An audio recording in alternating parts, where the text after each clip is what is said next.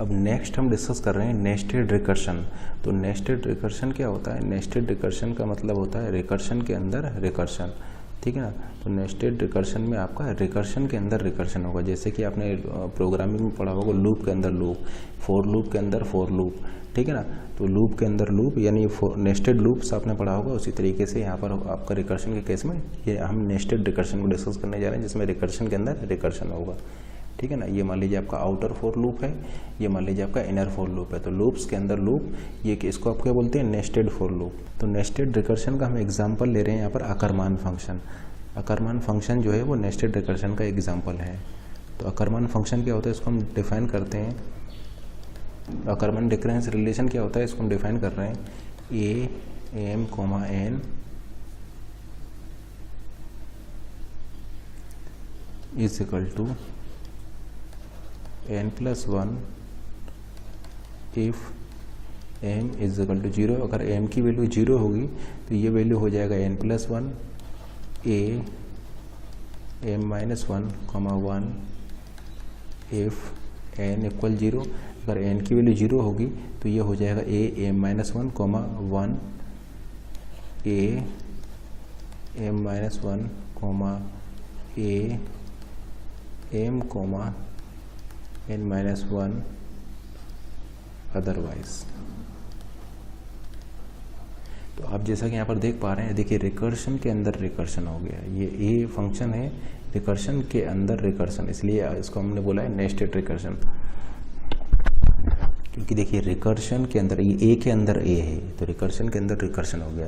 तो आप यहाँ पर देख रहे हैं अगर m की वैल्यू 0 है तो ये n+1 हो जाएगा, n की वैल्यू 0 है तो ये a m-1, 1 हो जाएगा, अदरवाइज इसकी वैल्यू आप ये लेंगे। अब जरा कुछ केसेस में इसको एक एग्जाम्पल लेके इसको देखते हैं। मान लीजिए आपको कैलकुलेट करना है a1,3, a1,3 आपको कैलकुलेट करना है। तो a13 देखिए आप कैसे करेंगे, ये वाला केस लगेगा तो ये इक्वल हो जाएगा a m-1, यानी ये इक्वल हो जाएगा a0, a1, 2 के।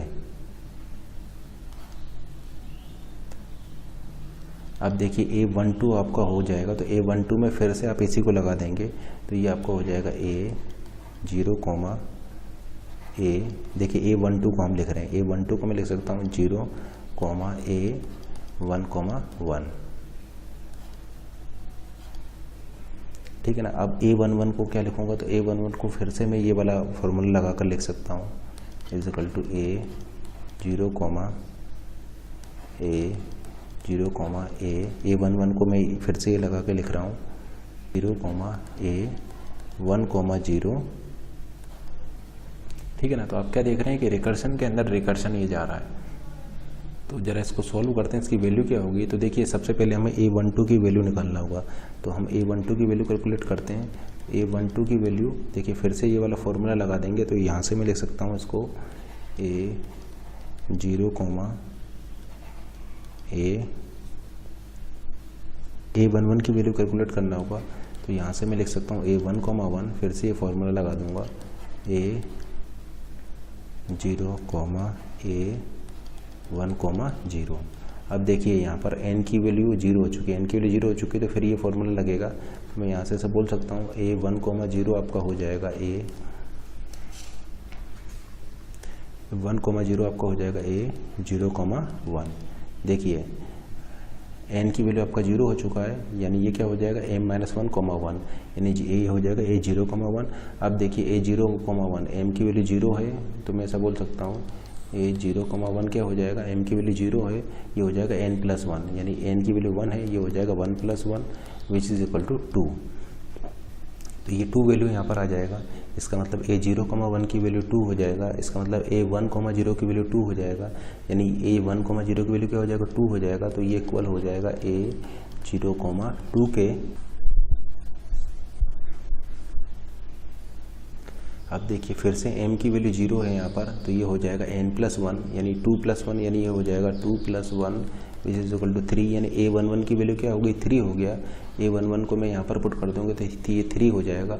अब देखिए ये फिर से 0 है, यानी 0 + ये फिर से 0 है, यानी n+1 यानी 3+1 यानी ये 4 हो जाएगा। तो ये आपका हो गया 4, यानी A12 क्या हो गया आपका, A12 हो गया आपका 4। ये हो जाएगा A0,4, ये हो जाएगा A0,4, जिसकी की वैल्यू हो जाएगा 4 + 1 = 5, यानी A13 की वैल्यू क्या आ गई, A13 की वैल्यू आ गई आपका 5। तो A13 = 5। इस तरीके से आप ये रिकर्सिव स्टेप्स को फॉलो करते हुए इसकी वैल्यू आप यहाँ पर कैलकुलेट कर सकते हैं, वेरीफाई कर सकते हैं। A2,2 इसको आप सोल्व करेंगे तो आपका आंसर आना चाहिए 7। तो आप इसी तरीके से फॉर्मूला लगाकर चेक कीजिएगा, A2,2 की वैल्यू क्या आएगी आपकी 7 आएगी। एंड एक और प्रॉब्लम है, मान लीजिए A1,5 होता तो A1,5 पर भी इसकी वैल्यू 7 आएगी। तो ये इसको आप अपने एंड से सॉल्व कीजिए, चेक कीजिएगा। A22 की वैल्यू भी 7 है और A15 की वैल्यू भी यहाँ पर 7 है। इन डेफिनेशंस का यूज करते हुए, रिकर्सिव स्टेप्स को फॉलो करते हुए आप इसको सॉल्व कीजिएगा। जैसे हमने A13 को कैलकुलेट किया, A13 आपका क्या आ रहा है 5 आ रहा है, उसी तरीके से आप इनको भी सॉल्व कीजिएगा। यहाँ पर आप एक रिजल्ट और यहाँ पर यूज कर सकते हैं, इसको भी आप वेरीफाई भी करा सकते हैं कि अगर मान लीजिए आपको हम दे दें A1, AX, Y, ये मान लीजिए आपका कुछ है, और AX, Y मान लीजिए लेट से ये आपका M है, इसको आपने सॉल्व किया है, ये M है, तो आप इसको लिख सकते हैं A1, M, और A1, M आपका इक्वल हो जाएगा M+2 के। तो इसको आप यहाँ पर इन डेफिनेशन से वेरीफाई भी कर सकते हैं। इस तरीके से आप एक और प्रॉब्लम हम दे रहे हैं A2,8, इसको आप चेक कीजिएगा, इसकी वैल्यू आपका 19 आएगा।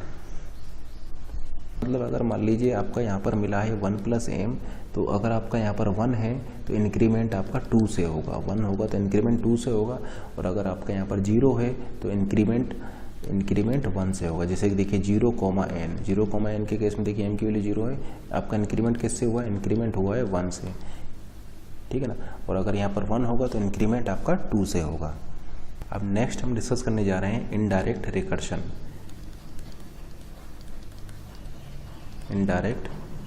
इनडायरेक्ट रिकर्शन में क्या होगा, लेट से आपके पास एक फंक्शन A है, फंक्शन A फंक्शन B को कॉल कर देता है, एंड फंक्शन ये मान लीजिए आपका फंक्शन B है, फंक्शन B जो है वो फंक्शन A को कॉल कर देता है, यानी A ने B को किया, B ने A को कॉल किया। तो यहाँ पर रिकर्शन तो है, A B को कॉल कर रहा है, B A को कॉल कर रहा है, रिकर्शन तो है, लेकिन डायरेक्टली नहीं है, ये इनडायरेक्ट रिकर्शन है।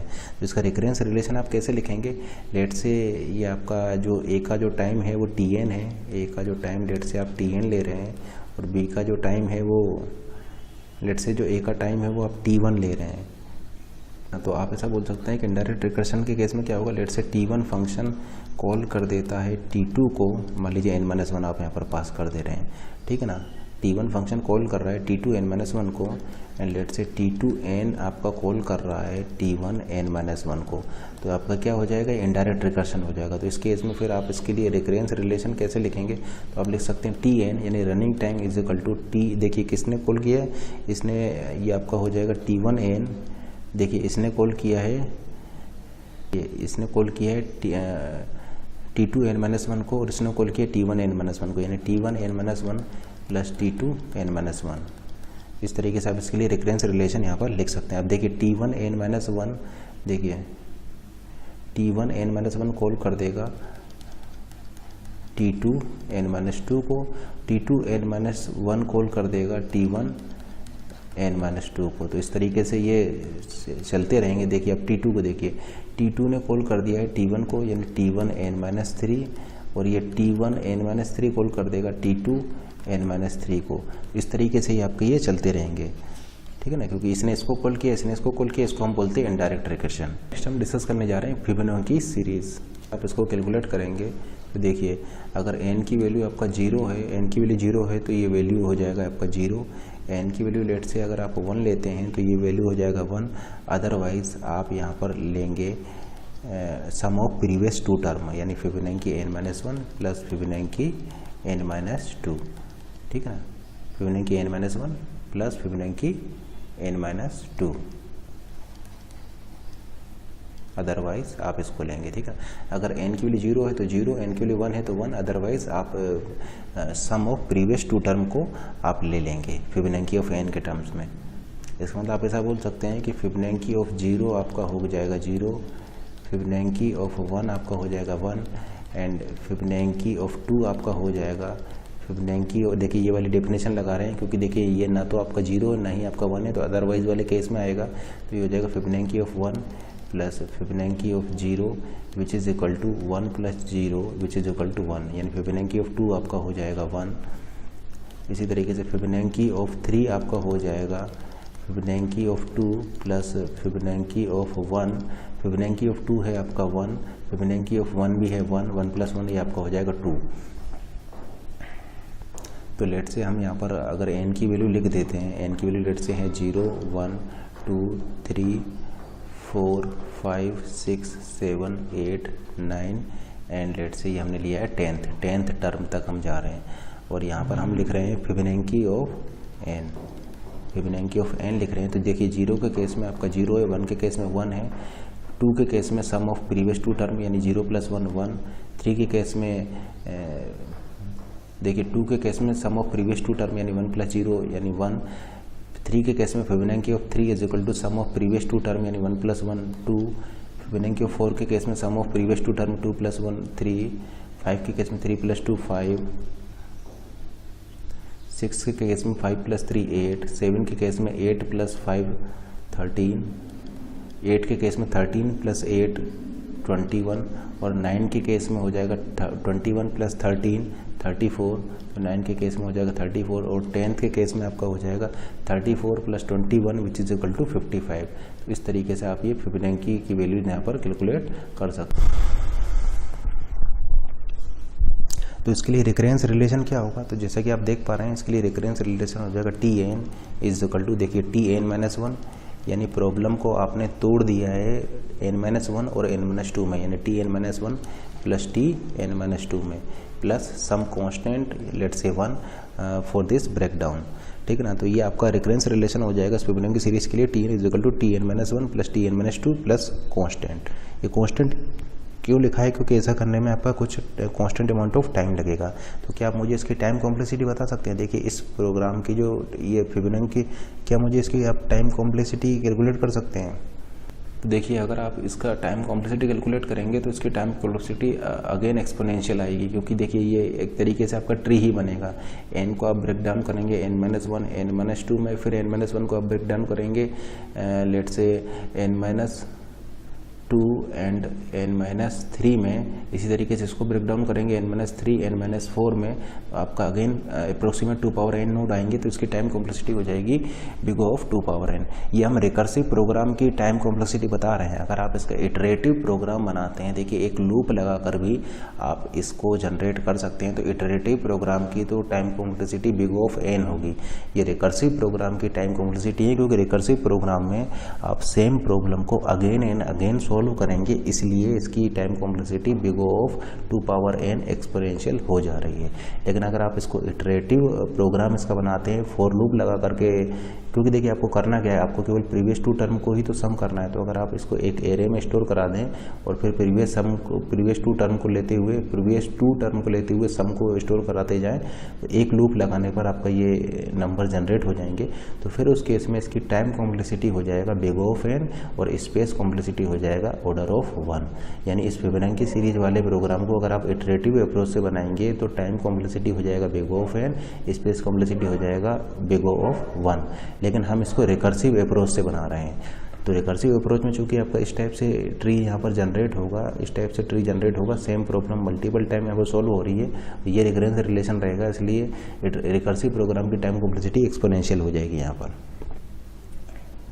यानी इसकी टाइम कॉम्प्लेक्सिटी होगी बिग ऑफ n, यानी इसकी टाइम कॉम्प्लेक्सिटी होगी बिग ऑफ 2 पावर n, और स्पेस कॉम्प्लेक्सिटी हो जाएगा बिग ऑफ n, क्योंकि जैसे कि आप यहाँ पर देख पा रहे हैं, यहाँ पर जो लॉन्गेस्ट ब्रांच होगी वो big of n height, longest branch जो होगी उसका ऑर्डर बिग ऑफ n होगा, ठीक है ना। ये जो ट्री आप बनाएंगे इसमें जो लॉन्गेस्ट ब्रांच होगी वो लॉन्गेस्ट ब्रांच आपका बिग ऑफ n ऑर्डर की होगी, इसलिए स्पेस कॉम्प्लेक्सिटी हो गई इस रिकर्सिव प्रोग्राम की बिग ऑफ n, और टाइम कॉम्प्लेक्सिटी हो गई इस रिकर्सिव प्रोग्राम की big of 2 power n। Time complexity big of 2 power n, space complexity big of n, क्योंकि स्टैक हाइट या स्टैक डेप्थ या जो ये लॉन्गेस्ट ब्रांच होगी इस ट्री में वो बिग ऑफ n ऑर्डर की होगी। यहाँ पर ऐसा क्यों हो रहा है, क्योंकि ये जो रिकर्सिव प्रोग्राम है उसमें आप सेम प्रॉब्लम को again and again multiple time यहाँ पर आप इसको सॉल्व कर रहे हैं। जैसे कि देखिए आपने Tn के लिए Tn-1 को निकाला, Tn-2 को निकाला। अब आप यहाँ पर Tn-1 की बात करेंगे तो Tn-1 के लिए फिर से आप Tn-2 plus Tn-3 n-3 plus 1। तो आप क्या देख रहे हैं कि आपकी ये जो है n-2 यहाँ पर भी सॉल्व हुआ है, n-2 यहाँ पर भी सॉल्व हुआ है, यानी सेम प्रॉब्लम आपका more than one time solve हो रही है। उसी की वजह से इसकी जो टाइम कॉम्प्लेक्सिटी है वो एक्सपोनेंशियल हो जा रही है।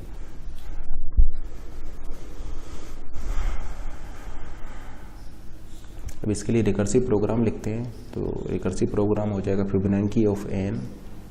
अब देखिए बेस कंडीशन लिख रहे हैं। अब यहाँ पर आपकी दो टर्मिनेशन कंडीशन होंगी, दो बेस कंडीशन होंगी। इफ़ n इक्वल 0, अगर इसकी वैल्यू 0 है देन आप यहाँ पर करेंगे रिटर्न 0। तो आप देखिए 0 के केस में 0 रिटर्न करेंगे। If n equal 1 then return 1। आप n की वैल्यू 1 होने पर 1 को रिटर्न करेंगे। तो ये रिकर्सिव प्रोग्राम हो जाएगा इस फिबोनाची सीरीज के लिए, ठीक है ना। जब n की वैल्यू 0 होगा तो आप 0 रिटर्न करेंगे, n की वैल्यू 1 होगा तो 1 रिटर्न करेंगे। अदरवाइज आप रिटर्न कर रहे हैं sum of previous two term, Fibonacci of n-1 plus Fibonacci of n-2। जैसा कि इस रिकर्सिव प्रोग्राम से आपको क्लियर है, सेम प्रॉब्लम को आप मल्टीपल टाइम यहाँ पर सॉल्व कर रहे हैं, इसलिए इसकी एक्सपोनेंशियल टाइम कॉम्प्लेक्सिटी हो जा रही है। यहाँ पर आप एक चीज़ को नोट कीजिए, ये जो आप एडिशन परफॉर्म कर रहे हैं, sum of previous two term का जो आप एडिशन परफॉर्म कर रहे हैं, ये आप तभी कर पाएंगे जब आपके पास ये भी कैलकुलेटेड हो और आपके पास ये भी कैलकुलेटेड हो। इसका मतलब ये सम कैलकुलेट करने के लिए आपको फिबोनाची ऑफ n-1 भी पता होना चाहिए प्लस फिबोनाची ऑफ n-2 भी पता होना चाहिए। ये दोनों चीज़ें जब आपको पता होंगी तभी आप ये एडिशन यहाँ पर कर पाएंगे। यानी एडिशन को आप तभी परफॉर्म कर पाएंगे जब आपका left hand side and right hand side ये दोनों ही आपका कैलकुलेट हो जाएंगे। ये दोनों ही कैलकुलेट होने के बाद ही आप इसको कैलकुलेट करके फिबोनाची ऑफ n को कैलकुलेट कर पाएंगे। यानी फिबोनाची ऑफ n को आप कैलकुलेट करने के लिए आपको ये पता होना चाहिए, ये भी पता होना चाहिए, और फिर दोनों को ऐड करके आप इसको कैलकुलेट कर पाएंगे। यानी एडिशन आप तभी परफॉर्म करेंगे जब ये लेफ्ट और राइट ये दोनों ही आपको पता हो। फिबोनाची ऑफ n-1 भी पता होगा, फिबोनाची ऑफ n-2 भी पता होगा, तभी आप इस एडिशन को यहाँ पर परफॉर्म कर पाएंगे। अब एक एग्जांपल से इसको लेते हैं।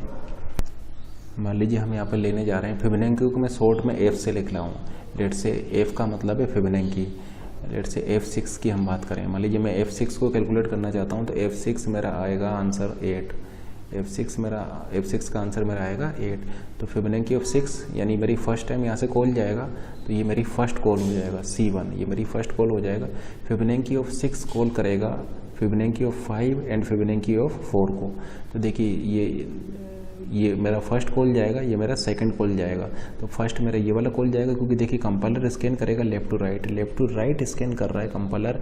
इसका मतलब फर्स्ट कॉल यहाँ से जाएगा, सेकंड कॉल आपका यहाँ से जाएगा। दोनों का आंसर आने पर फिर ये एडिशन परफॉर्म होगा। तो पहला कॉल यहाँ से जाएगा, दूसरा कॉल यहाँ से जाएगा। तो देखिए यहाँ से दूसरी कॉल जा चुकी है मेरा फिबोनाची ऑफ 5 को। तो फिबोनाची ऑफ 5 को ये मेरी दूसरी कॉल जाएगी, ठीक है ना। अब जब मेरा ये कंप्लीट हो जाएगा तब मेरा इधर वाले पे कॉल जाएगा, यानी पहले मेरा इसका कॉल जाएगा। इस तरीके से मैं स्कैन कर रहा हूँ, कंपाइलर मेरा ऐसे स्कैन कर रहा है, कंपाइलर मेरा लेफ्ट टू राइट स्कैन कर रहा है। पहले मैं इसको कंप्लीट करूँगा, देन मैं इसको कंप्लीट करूँगा, यानी ये मेरा F5 पर कॉल चला जाएगा। अब देखिए F5 का फिर से ये एग्जीक्यूशन में आ जाएगा, तो F5 फिर यहाँ से आपका F4 को कॉल कर देगा। तो F5 ने कॉल कर दिया है आपका F4 को, यानी तीसरी कॉल चली गई आपका F4 के लिए। तो तीसरी कॉल F4 के लिए चली गई। सेम फैशन में F4 कॉल कर देगा F3 को, यानी ये फोर्थ कॉल आपका इसके लिए चलेगी। F3 कॉल कर देगा F2 को। तो देखिए F3 ने फिबोनाची ऑफ 3 ने कॉल कर दिया फिबोनाची ऑफ 2 को, ये आपका पांचवी कॉल हो जाएगा, फिफ्थ टाइम इसके लिए कॉल जाएगा। फिबोनाची ऑफ 2 कॉल करेगा फिबोनाची ऑफ 1 को, ये आपका छठवें टाइम कॉल जाएगा, ठीक है ना। ये आपका 6 टाइम कॉल जाएगा। अब फिबोनाची ऑफ 1 के लिए देखिए 1 के लिए यहाँ से रिटर्न कर जाएगा, यानी ये 1 आपका यहाँ से रिटर्न कर जाएगा। तो फिबोनाची ऑफ 1 जब एग्जीक्यूट होगा तो n की वैल्यू 1 आपका मैच कर जाएगा और ये रिटर्न 1 से आपका रिटर्न कर जाएगा। कंट्रोल रिटर्न होकर के आएगा फिबोनाची ऑफ 2 पर, और फिबोनाची ऑफ 2 में अब ये वाला पार्ट एग्जीक्यूट होगा n-2 वाला। तो फिबोनाची ऑफ 2 का n-2 यानी 2 यानी 0 वाला पार्ट आपका एग्जीक्यूट होगा। तो अब ये एग्जीक्यूट होकर के ये फिबोनाची ऑफ 0 को कॉल करेगा। ये मेरा कौन सा कॉल होगा, ये मेरा 7th टाइम वाला कॉल होगा। अब देखिए मेरा लेफ्ट हैंड वाला पार्ट भी आ गया, राइट हैंड वाला पार्ट भी आ गया, यानी F2 फिबोनाची ऑफ 2 के लिए, फिबोनाची ऑफ 2 के लिए फिबोनाची ऑफ 1 और फिबोनाची ऑफ 0 दोनों ही आ चुके हैं। इसका मतलब अब ये एडिशन में यहाँ पर परफॉर्म कर सकता हूँ। तो ये 7th कॉल के कंप्लीट हो जाने के बाद ये मेरा पहला टाइम एडिशन मेरा यहाँ पर होगा। तो यहाँ पर इन दोनों के बीच में मेरा फर्स्ट टाइम एडिशन हो रहा है। तो ये ए का मतलब है एडिशन, तो लेट से ये मेरा फर्स्ट एडिशन है। फर्स्ट एडिशन मेरा होगा इन दोनों के बीच में, यानी 7th कॉल होने के बाद आपका पहला एडिशन यहाँ पर, पहली बार एडिशन यहाँ पर परफॉर्म होगा, ठीक है ना। तो 7th कॉल होने के बाद आपका यहाँ पर ये पहला एडिशन परफॉर्म होगा इन दोनों के बीच में, क्योंकि एडिशन आप तब तक परफॉर्म नहीं कर सकते हैं जब तक कि आपको ये भी पता हो, लेफ्ट भी पता हो और राइट भी पता हो। दोनों पता होने के बाद ही आप ये एडिशन को परफॉर्म कर सकते हैं। तो देखिए यहाँ पर 6th कॉल पर मुझे ये पता लगा, 7th कॉल पर मुझे ये पता लगा, दोनों पता लग गया। इसका मतलब फर्स्ट टाइम में एडिशन यहाँ पर परफॉर्म करूँगा 7th कॉल के बाद। अब देखिए ये एडिशन मेरा हो चुका है, यानी F2 मेरा कंप्लीट हो चुका है। कंट्रोल रिटर्न होकर के जाएगा F3 पर। F3 अब अपना ये सेकंड वाला पार्ट, सेकंड वाला कॉल करेगा, तो n-2 यानी 3-2 यानी F1 के लिए कॉल जाएगा। तो F3 से कॉल गया, देखिए F1 के लिए, F3 से कॉल जा चुका है F1 के लिए। अब F1 पर देखिए यहाँ से टर्मिनेट कर जाएगा, F1 पर यहाँ से टर्मिनेट कर जाएगा। ये कौन सा कॉल होगा, ये मेरा 8th वाला कॉल होगा। तो ये 8th कॉल होगा। अब देखिए दोनों मुझे मिल चुके हैं, ये भी मिल गया, राइट लेफ्ट भी मिल गया, राइट भी मिल गया। इसका मतलब अब मैं एडिशन परफॉर्म कर सकता हूँ। तो सेकंड टाइम का एडिशन मेरा यहाँ पर परफॉर्म होगा, वो मेरा होगा C5 और C8 के बीच। C8 के बाद, कॉल 8 के बाद मेरा ये सेकेंड एडिशन यहाँ पर परफॉर्म होगा। फिर देखिए ये मेरा F3 कंप्लीट हो चुका है, कंट्रोल जाएगा मेरा F4 पर। F4 के लिए n-2 वाला पार्ट एग्जीक्यूट होगा, तो 4-2 यानी F2 इसके लिए एग्जीक्यूट होगा। तो F4 के लिए मेरा F2 एग्जीक्यूट होगा। अब जैसे कि आप देख पा रहे हैं सेम प्रॉब्लम आपका मल्टीपल टाइम यहाँ पर हो रहा है, इसीलिए इसकी टाइम कॉम्प्लेक्सिटी एक्सपोनेंशियल चला गया था। अब देखिए फिर से F2 के लिए, अब देखिए आप यहाँ पर एडिशन परफॉर्म नहीं कर सकते हैं क्योंकि F3 तो आपको पता है लेकिन F2 आपको नहीं पता है, तो पहले आपको F2 कैलकुलेट करना होगा। अब ये F2 पर कौन सी कॉल गई है, F2 पर आपका कॉल गया है 9th, यानी यहाँ पर आपकी 9th वाली कॉल गई है। अब देखिए F2 कॉल किया है, F2 कॉल करेगा F1 को एंड F0 को, यानी F1 और F0 को इसने कॉल किया है। तो ये आपका 10th कॉल हो जाएगा और ये आपकी 11th कॉल हो जाएगा। ये दोनों आपको पता लग गया है, यानी थर्ड एडिशन आपका यहाँ पर परफॉर्म होगा। तो ये थर्ड एडिशन आपका यहाँ पर परफॉर्म होगा। अब देखिए ये कंट्रोल आपका ये कंप्लीट हो चुका है, कंट्रोल रिटर्न होकर के यहाँ पर जाएगा। अब देखिए ये भी कंप्लीट हो चुका है, ये भी कंप्लीट हो चुका है। मेरा 4th एडिशन मेरा यहाँ पर परफॉर्म होगा। C9 के बाद मेरा यहाँ पर 4th एडिशन परफॉर्म होगा। उसके बाद में ये मेरा कंप्लीट हो चुका है, यहाँ पर F5 पर जाएगा। F5 पर देखिए ये इसका n-2 वाला पार्ट एग्जीक्यूट होगा, तो 5 के पर कॉल जाएगा 5-2 यानी F3 के लिए यहाँ से कॉल जाएगा। ये मेरा हो जाएगा 12, यानी मेरा ये 12 कॉल होगा, C12 होगा। अब F3 को फिर से एग्जीक्यूट कराते हैं, तो F3 के लिए मेरा एक कॉल जाएगा F2 के लिए और एक कॉल जाएगा मेरा F1 के लिए। ये मेरा C12 था, तो ये मेरा हो जाएगा कॉल 13, ये 13वां कॉल हो जाएगा, यानी ये 13 कॉल हो जाएगा, ये मेरा 14 कॉल हो जाएगा। अब देखिए दोनों वैल्यू आ चुकी हैं, तो अब मैं यहाँ पर एडिशन परफॉर्म कर सकता हूँ। अब ये मेरा कौन सा एडिशन होगा, ये देखिए 4th एडिशन यहाँ पर हुआ था, ये मेरा 5th एडिशन होगा। तो यहाँ पर मेरा ये 5th एडिशन होगा। अब देखिए ये कंप्लीट हो चुका है, मैं यहाँ पर आ सकता हूँ, यानी ये अब मेरा कॉल जाएगा यहाँ पर F1 के लिए। F1 अब ये कौन सी कॉल गया है, मेरा 16 वाली कॉल गई है, तो 16 कॉल जाएगा मेरा F1 पर। अब देखिए दोनों चीज़ें मुझे पता है, अब मैं यहाँ पर एडिशन कर सकता हूँ, तो मेरा 6th टाइम वाला एडिशन मेरा यहाँ पर होगा। अब देखिए मुझे ये पूरा पता लग गया, ये कॉल मेरा हो चुका है। अब मेरा यहाँ से F6 के लिए n-2 वाला कॉल जाएगा, यानी यहाँ से मेरा F4 के लिए कॉल जाएगा, यानी यहाँ से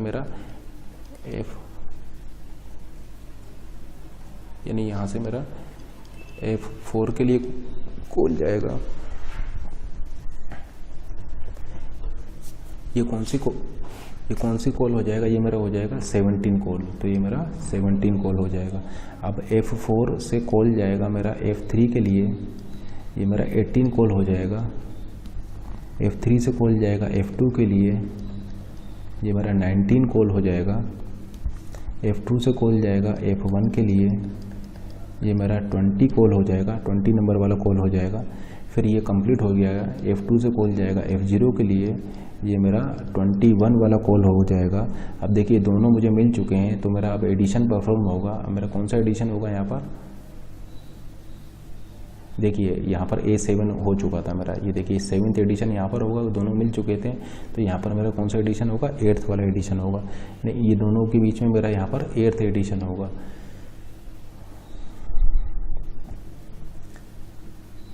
फिर देखिए F3 के लिए मेरा F1 पर कॉल जाएगा, F3 के लिए मेरा F1 पर कॉल जाएगा। ये मेरा आपका 22 वाला कॉल होगा। तो ये देखिए 22 वाला कॉल है, और यहाँ पे कौन सा एडिशन होगा, 9th वाला एडिशन होगा।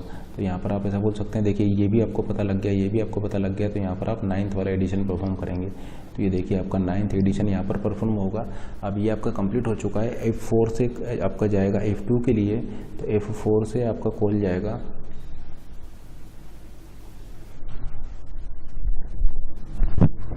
F4 से कॉल जाएगा आपका F2 के लिए, ठीक है ना। F4 के लिए ये n-2 वाला पार्ट एग्जीक्यूट होगा। तो F4 के लिए 4-2 यानी F2 वाला पार्ट एग्जीक्यूट होगा। तो ये कॉल जाएगा मेरा F2 के लिए। ये मेरा कौन सा कॉल हो जाएगा, देखिए 22 वाला यहाँ पर हो चुका था, ये मेरा 23 वाला कॉल होगा। तो ये 23 कॉल होगा।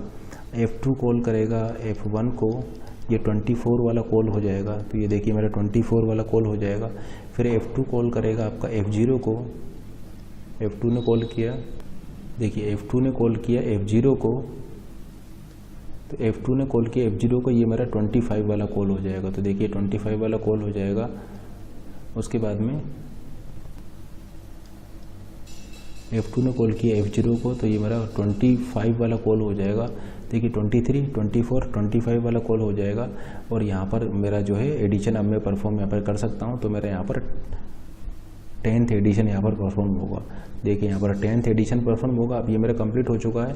इन दोनों के बीच अब मैं एडिशन कर सकता हूँ, F3 F2 के बीच एडिशन कर सकता हूँ। यहाँ पर मेरा 11 वाला एडिशन परफॉर्म होगा। अब मेरा F4 भी मुझे पता लग गया, यानी F5 और F4 के बीच एडिशन मैं परफॉर्म कर सकता हूँ। तो अब मेरा यहाँ पर 12 वाला एडिशन परफॉर्म होगा। तो जैसा कि आप यहाँ पर देख पा रहे हैं, ये जो फंक्शन कॉलिंग सीक्वेंस है, ये फंक्शन कॉलिंग सीक्वेंस आपका किस तरीके से है, ये प्री ऑर्डर में आपका ये फंक्शन कॉलिंग सीक्वेंस यहाँ पर है। क्योंकि देखिए आप यहाँ पर ट्रेवर्स कर रहे हैं from top to bottom and left to right fashion में, top to bottom and left to right fashion में ट्रेवर्स कर रहे हैं। तो ये कॉलिंग सीक्वेंस कैसा है आपका, ये प्री ऑर्डर है। और ये एडिशन आप तभी परफॉर्म कर पाएंगे जब आपके पास लेफ़्ट और राइट दोनों ही यहाँ पर अवेलेबल हो। तो जैसे कि आप यहाँ पर देख पा रहे हैं, F6 के केस में आपकी टोटल 25 फंक्शन कॉल है। यहाँ पर देखिए ये आपका 25 सबसे लास्ट वाला फंक्शन कॉल गया है F0 के लिए। तो टोटल आपके यहाँ पर 25 फंक्शन कॉल होंगे और टोटल आपके 12 यहाँ पर एडिशन परफॉर्म होंगे। यानी F6 को कैलकुलेट करने में आपके यहाँ पर 12 एडिशन परफॉर्म हुए हैं और 25 फंक्शन कॉल यहाँ पर गई हैं, ठीक है ना। तो जैसा कि आप यहाँ पर देख पा रहे हैं, टोटल आपके 12 एडिशन हुए हैं और 25 आपके यहाँ पर कॉल्स गई हैं। अब यहाँ पर क्वेश्चन इस टाइप से पूछा जा सकता है कि 10th फंक्शन कॉल कौन सी होगी, 10th वाली फंक्शन कॉल कौन सी है। तो जैसे कि आप देख पा रहे हैं 10th फंक्शन कॉल कौन सी है, 10th फंक्शन कॉल है F1। तो फिबोनाची ऑफ 1 आपकी यहाँ पर 10th फंक्शन कॉल होंगी। या आपसे ऐसा भी पूछ सकता है कि फिबोनाची ऑफ n कैलकुलेट करने में after how many function call first addition will take place.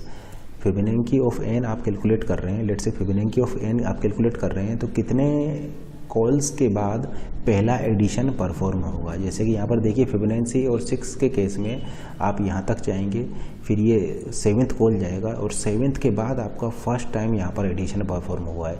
इसका मतलब अगर ये 6 है तो ये 7 हो जाएगा, यानी अगर ये n है तो n+1। यानी आप ऐसा बोल सकते हैं कि फिबोनाची ऑफ n के केस में n+1 कॉल के बाद पहला एडिशन परफॉर्म होगा, ठीक है ना। फिबोनाची ऑफ n के केस में after n+1 calls first addition will be performed. तो आंसर हो जाएगा n+1 function call. n+1 function call के बाद में आपका फर्स्ट एडिशन परफॉर्म होगा। दूसरा आपसे यहाँ पर ये भी पूछा जा सकता है, is there any function call after last addition, is there any function call after last addition. Last addition के बाद में कोई फंक्शन कॉल हुआ है? बिल्कुल नहीं।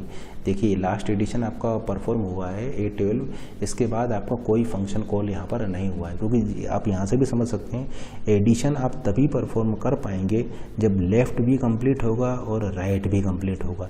इसका मतलब जो लास्ट एडिशन आप कर रहे होंगे उसके लिए आपका ये दोनों ही कंप्लीट होंगे। इसका मतलब लास्ट एडिशन के बाद आपका कोई भी फंक्शन कॉल नहीं जाएगा। वो आपका यहाँ से भी क्लियर है कि A12 के बाद आपका यहाँ पर कोई भी फंक्शन कॉल यहाँ पर नहीं गया, तो लास्ट एडिशन के बाद आपका कोई भी फंक्शन कॉल आपका यहाँ पर नहीं जाएगा। थर्ड, वो आपसे ये भी पूछ सकता है कि after last function call is there any addition, last function call के बाद क्या कोई एडिशन हुआ है? बिल्कुल, यहाँ पर लास्ट फंक्शन कॉल के बाद एडिशन हुआ है। जैसे कि आप यहाँ पर देख सकते हैं C25 जो है ये आपका लास्ट फंक्शन कॉल है, इसके बाद आपका 10th एडिशन हुआ है। C25 के बाद आपका ये 10th एडिशन यहाँ पर हुआ है, तो लास्ट फंक्शन कॉल के बाद में आपका यहाँ पर एडिशन होगा।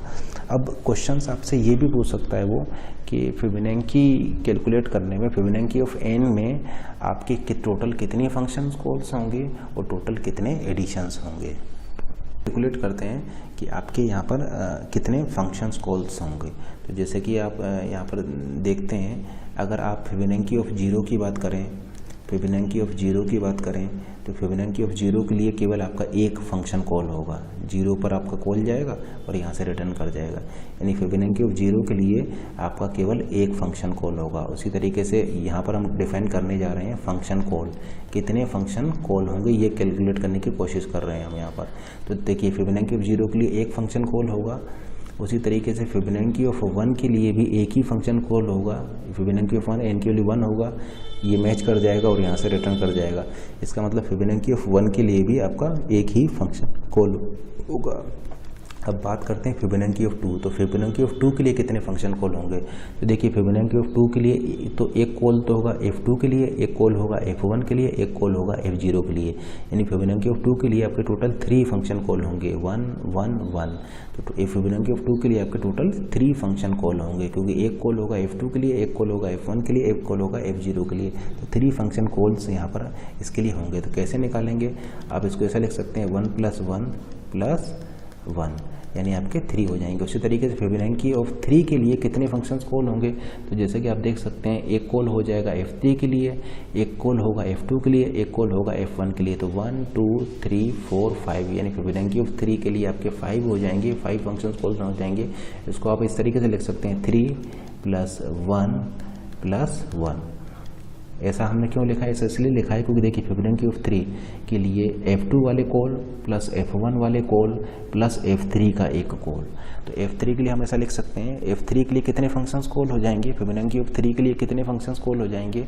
वो इक्वल हो जाएंगे F2 के लिए जो फंक्शन कॉल होंगे प्लस F1 के लिए जो फंक्शन कॉल होंगे प्लस एक जो F3 का खुद का कॉल होगा। तो इसलिए 3 + 1 + 1। इसी तरीके से अगर हम आपसे पूछें कि F4 के लिए कितने फंक्शन कॉल होंगे, तो आप ऐसा बोल सकते हैं कि F3 के लिए जो फंक्शन कॉल हैं 5 प्लस F2 के लिए जो फंक्शन कॉल हैं 3 + 1 फंक्शन कॉल होगा F4 के लिए। तो आपका ये आंसर आ जाएगा 11।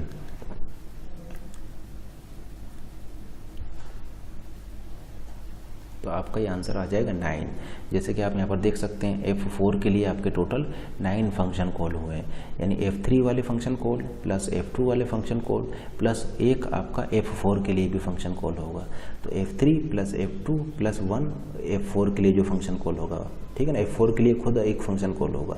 तो आपका 5 + 3 9 + 1 विच इज़ इक्वल टू 9। उसी तरीके से हम अगर आपसे पूछें F5 के लिए कितने फंक्शन कॉल हो जाएंगे, तो ये आपका हो जाएगा 9 + 5 + 1 विच इज़ इक्वल टू 15। और अगर हम आपसे पूछें कि F6 के लिए कितने फंक्शन कॉल हो जाएंगे, तो ये आपका हो जाएगा 15 + 9 + 1 विच इज़ इक्वल टू 25। जैसे कि आप यहाँ पर देख पा रहे हैं F6 के लिए आपके टोटल 25 फंक्शंस कॉल हैं। तो हम यहाँ पर फंक्शंस कॉल्स के लिए एक यहाँ पर ऐसा बोल सकते हैं कि number of function call in Fibonacci of n, number of function call in Fibonacci of n is equal to number of function call in Fibonacci of n - 1 plus number of function call in Fibonacci of n - 2 plus 1। ये इस type से आप number of functions calls को यहाँ पर calculate कर सकते हैं। इन Fibonacci of n is equal to number of function call in Fibonacci of n - 1 plus number of function call in Fibonacci of n - 2 plus 1। इस फॉर्मूले को लगा करके आप नंबर ऑफ फंक्शन कॉल यहाँ पर कैलकुलेट कर सकते हैं। ठीक है ना। तो number of function call in Fibonacci of n is equal to number of function call in Fibonacci of n-1 plus number of function call in Fibonacci of n-2 plus 1। इस रिकरेंस रिलेशन का use करके आप number of functions calls in Fibonacci of n solve कर सकते हैं। अब check करते हैं कि एडिशन कितने परफॉर्म होंगे फिबोनाची ऑफ n के केस में। आप कितने एडिशन यहाँ पर परफॉर्म करेंगे। तो जैसे कि आप देख पा रहे हैं यहाँ पर अब हम निकालने जा रहे हैं एडिशन के लिए। तो जैसा कि आप देख पा रहे हैं यहाँ पर f0 के लिए कितना एडिशन होगा, f0 के लिए एक भी एडिशन नहीं होगा, तो f0 के लिए 0 एडिशन होगा।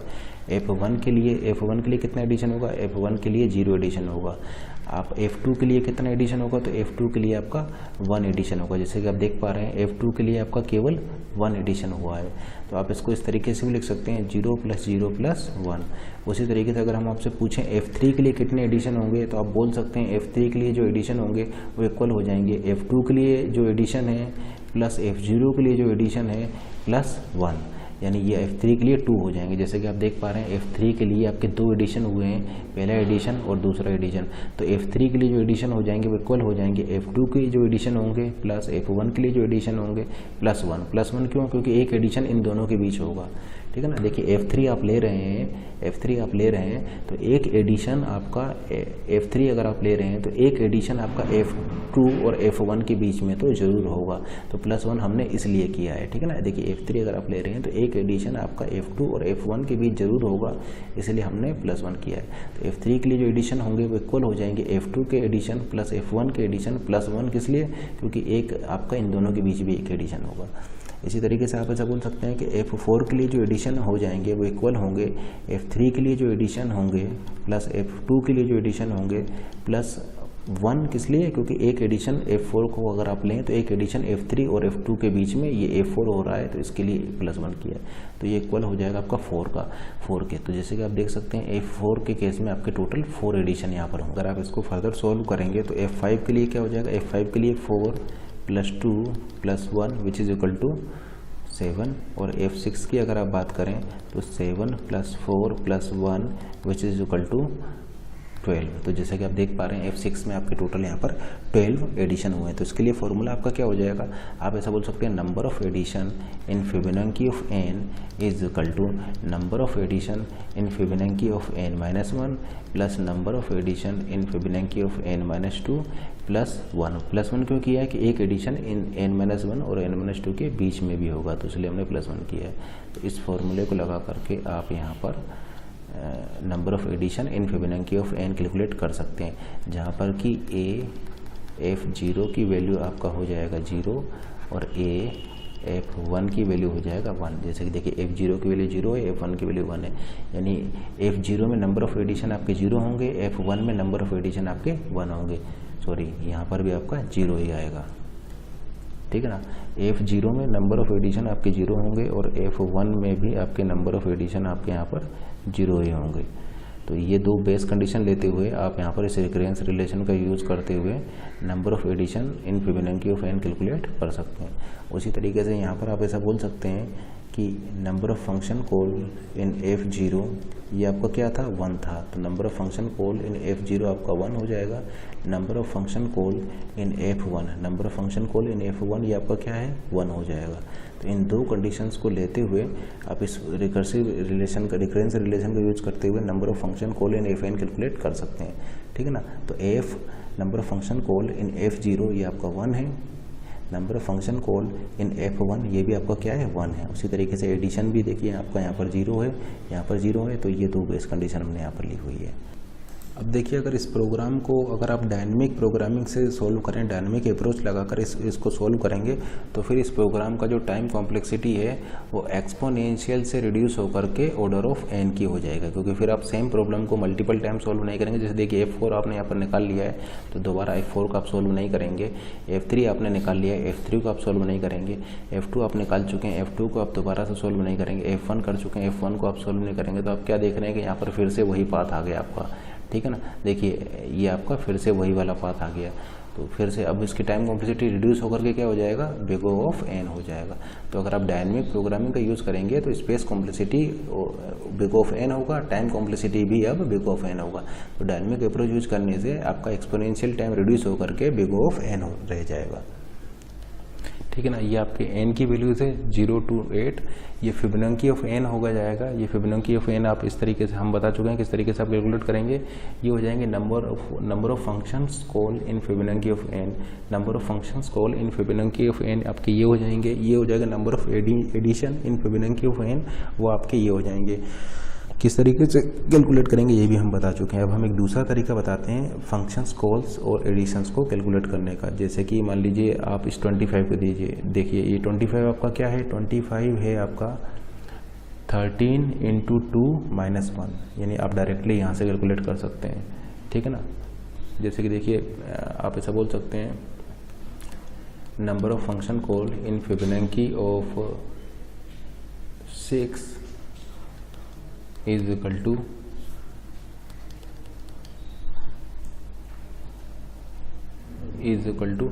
2 into फिबोनाची ऑफ, देखिए n+1, फिबोनाची ऑफ n+1, यानी n+1 क्या हो जाएगा यहाँ पर, n+1 हो जाएगा 7 - 1। किसी भी केस में ले सकते हैं, जैसे कि आप इसका देखिए 10 - 1 9, 6 - 1 5, 4 - 1 3, ये देखिए 21 × 2 42 - 1 41, ठीक है ना। यानी आप क्या कीजिए, अगर आप number of functions call in Fibonacci of n calculate कर रहे हैं तो फिबोनाची ऑफ n+1 का ट्वाइस करके उसमें से 1 सब्सट्रैक्ट कर दीजिए तो आपको नंबर ऑफ फंक्शंस कॉल मिल जाएगा। इसका मतलब आप यहाँ पर ऐसा बोल सकते हैं number of functions call in Fibonacci of n is equal to 2 times Fibonacci of n+1 - 1। इस फॉर्मूले को लगा करके नंबर ऑफ फंक्शंस कॉल्स आप यहाँ पर कैलकुलेट कर सकते हैं। Number of functions calls in Fibonacci of n is equal to twice Fibonacci of n+1 - 1। Addition के लिए क्या हो जाएगा, देखिए 13 - 1, देखिए 13 - 1 इज इक्वल टू 12। इसके लिए देखिए 8 - 1 is equal to 7, 5 - 1 is equal to 4, 3 - 1 is equal to 2, 21 - 1 is equal to 20। इसका मतलब आप ऐसा बोल सकते हैं number of addition in Fibonacci of n is equal to Fibonacci of next term यानी n+1 - 1। जैसे कि यहाँ पर देखिए number of addition in Fibonacci of 7 is equal to Fibonacci of 8 - 1, 21 - 1 is equal to 20। तो ये फॉर्मूला लगाकर भी आप एडिशंस इन फंक्शंस कॉल्स को यहाँ पर कैलकुलेट कर सकते